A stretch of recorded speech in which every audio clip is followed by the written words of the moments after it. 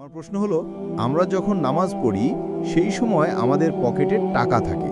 সেই টাকায় অনেক মানুষের ছবি থাকে, মন্দির থাকে, মূর্তি থাকে, আরও অনেক কিছুই।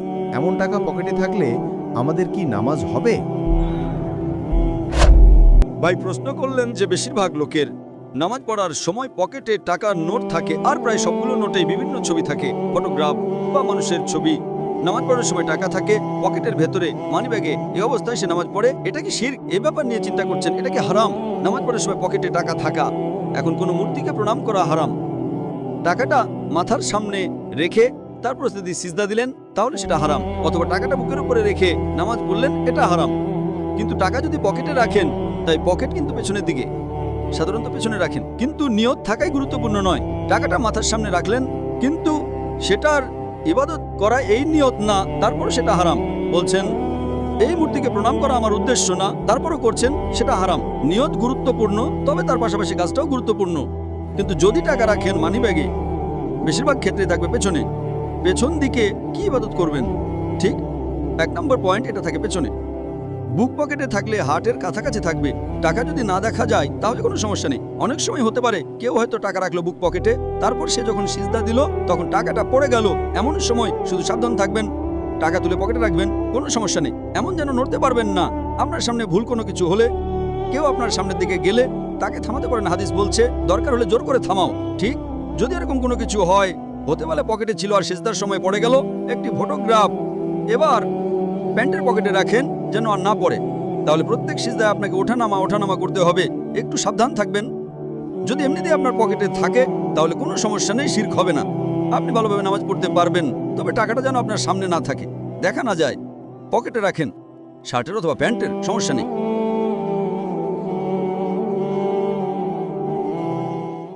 এই অংশটুকু যুবক যুবতীরা খুব ভালো করে শুনেন। দিনী বোন, যাদের বয়স হায়েজ হয়ে গেছে, যাদের হায়েজ হয়েছে, এখান থেকে শুরু করে সবাই যারা বালেগ হয়েছে, আমরা ছেলেরা সবাই ভালো করে কথাটা শুনেন।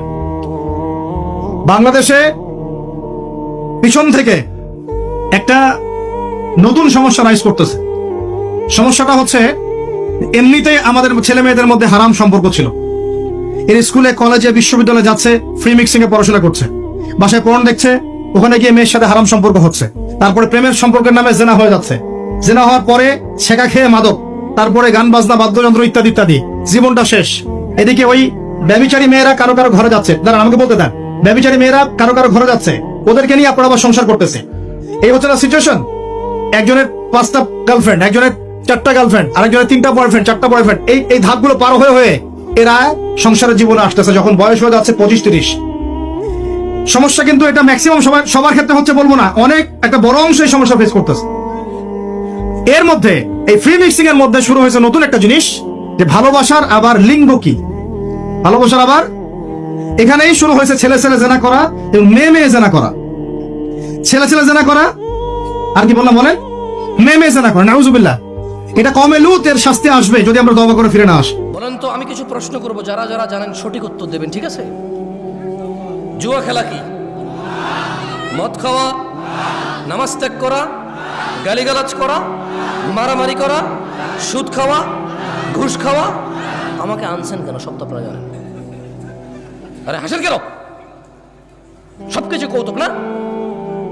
সবকিছু কৌতুক। দুনিয়াটা খেল তামাশা হয়ে গেছে, ব্যাস খালাস।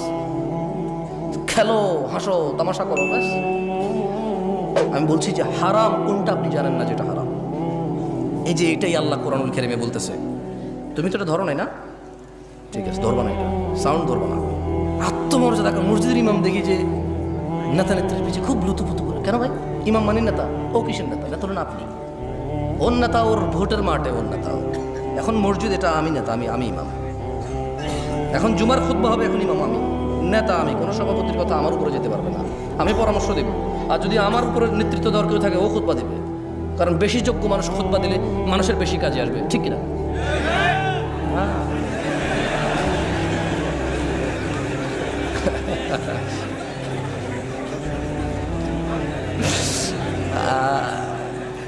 অভ্যাস সহজে যাবে না, সহজে যাবে না। পেঙ্গুইন পাখি, এই পেঙ্গুইন পাখি পানির মধ্যেও ডুবাইতে পারে, বাতাস দিয়েও উঠতে পারে। এই পেঙ্গুইন পাখিগুলি আমি দেখেছি সে ডিম পেড়ে তাকে 3 মাস 90 দিন ডিমে তা দিতে হয়। ডিমটা পারলো কিসের মধ্যে? বরফের মধ্যে। এখন ওর তো তাপ না হলে তো ফুটবে না, সেই জন্য ওইটার উপরে তাকে দাঁড়ায় থাকতে হবে। পেঙ্গুইন কিন্তু আবার এই শুইতে বসতে পারে না, দাঁড়ায় থাকে।